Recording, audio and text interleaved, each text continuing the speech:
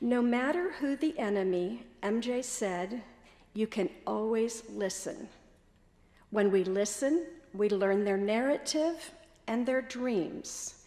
Only then can we offer another way to meet their goals non-violently. He rarely spoke to us about success, but rather about the mission. We now know that over the course of a few years, he and his colleagues negotiated the release of many child soldiers and persuaded over 1,600 rebel soldiers to lay down their weapons. Consequently, thousands of their family members left their harsh living conditions in the jungle and went home. A colleague also told us that every time they met with a warlord, some combatants and families followed them out of the forest.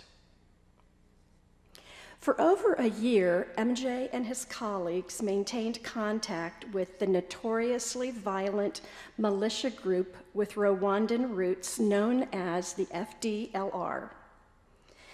They listened, they built trust, and they offered another way for this group to meet their goals other than through violence. And then one day it happened. They walked out of the forest that had been their home for over 20 years. They gave up the fight through violence, surrendered their guns, and with their families were safely repatriated to their home country. Because he was known for his knowledge of militia groups and the contacts he nurtured with them, the United Nations invited him to become an armed group expert. In this role, he and his 5 group of experts colleagues investigated the root causes of the ongoing conflict.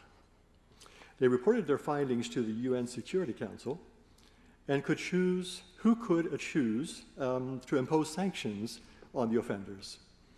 In his second term, he became the coordinator of the group of experts for a continued mission in Congo. A colleague, Emily Seralta, told us about her first meeting with MJ. I met him in 2014. I was the armed group experts on the UN group of experts at the time. I had been the coordinator of that group the previous year. Upon meeting Michael, I was struck by how fast he talked and thought, by his knowledge about the FDLR, which he knew inside and out, and by his friendliness. It was clear that MJ wanted to be on the group of experts.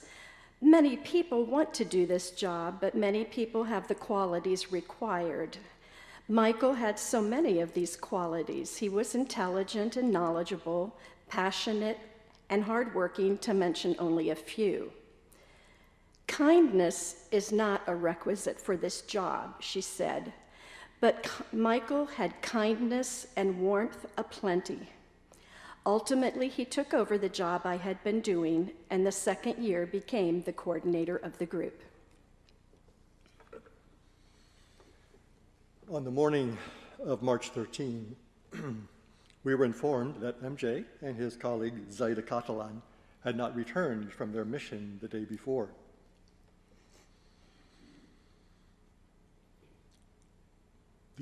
The efforts of UNPOL police, UN police, were not helpful, could not find them, but they were leading the search for them. For 2 weeks, we lived on our devices, grasping every bit of news. We were in daily contact with the United Nations for updates on the search, and the FBI came to our home often to support our family and to give us updates. To our family, by that time, they were all gathered in our home in Kansas. Then we learned his body and that of his colleague were found in a shallow grave. Their abductors had shot and killed them. We don't know why yet. Our hearts are broken. The pain of his loss is still beyond words. So our grieving and tears continue. We miss him terribly. We wish he would come home. At the same time, we are grateful that in his short life of 34 years, God used MJ's keen mind, his kind heart, and his purposeful intensity to make a difference in the lives of so many people. He valued all people, as Jesus calls us to do.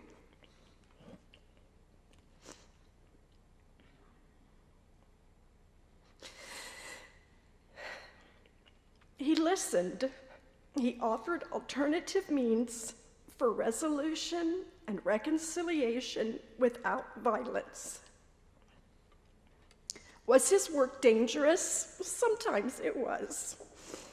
But the mission was his focus, and he was determined to give it his all. He acknowledged the danger. Although he had no death wish, he also told us he wasn't afraid to die. His lack of fear, his readiness to listen, and his creative problem-solving made the difference. We leave you with a question.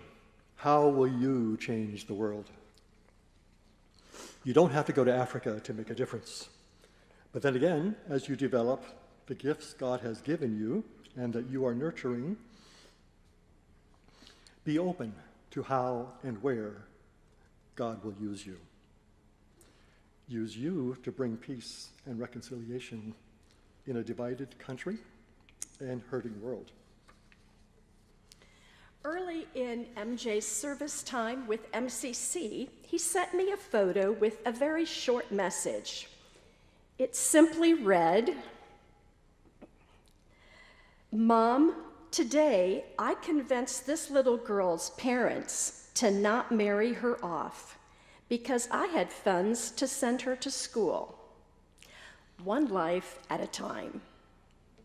Our challenge to you, again, discover your gifts and then choose a peacemaking career and live it with passion and change the world one life at a time.